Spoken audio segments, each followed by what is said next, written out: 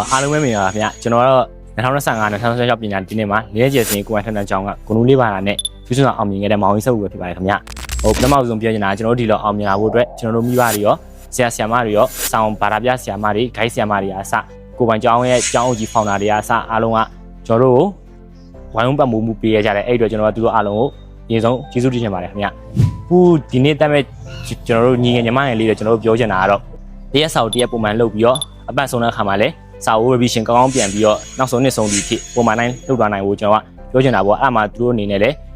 သူတို့အခုဖြည့်ဆိုမဲ့2029 final နှစ်ကြီးစာမိုးတော့သူတို့အကောင်းဆုံးပြုစုနိုင်တာဖြစ်ပါတယ်ခင်ဗျအခုကြွားတဲ့လူတွေအနေနဲ့လည်းစိတ်ဓာတ်မကျပဲနဲ့ထပ်မံကြိုးစားဖို့ကျွန်တော်ပြောချင်တယ်ခင်ဗျကျွန်တော်အဲ့ဒါမှလားထပ်ကြိုးစားတဲ့လူတွေအောင်မြင်ပါဖြစ်ပါတယ်ခင်ဗျပြီးတော့ဂုဏ်ထွက်မဲ့လူတွေကျွန်တော်တို့အကောင်းဆုံးကြိုးစားပြီးတော့ဂုဏ်လူအများကြီးထွက်နိုင်ပါစေပြောချင်တာတော့စာမွေးကနေရောက်ရင်စာပြတ်မအောင်မကြောက်ပါနဲ့စာမွေးကနေရောက်ရင်တွန့်လူစာတွေကခေါင်းပေါ်လာပါလိမ့်မယ်ကျွန်တော်တို့ကြိုးစားမှုတာအဓိကဖြစ်ပါတယ်ခင်ဗျအော်အစွမ်းကုန်ကြိုးစားပြီးတော့ကျွန်တော်ဒီနေ့2026ပညာဒီနေ့ကကြောက်ရှုံးရတဲ့ကျောင်းသားတွေရောအခုအတက်တက်နေတဲ့ညီငယ်ညီမငယ်လေးတွေရောအကောင်းဆုံးဖြည့်ဆွနိုင်ပါစေလို့ကျွန်တော်ကတိုက်တွန်းပြီးကျွန်တော်ကဒီကနေပဲဆုတောင်းပေးလိုက်ပါတယ်ခင်ဗျ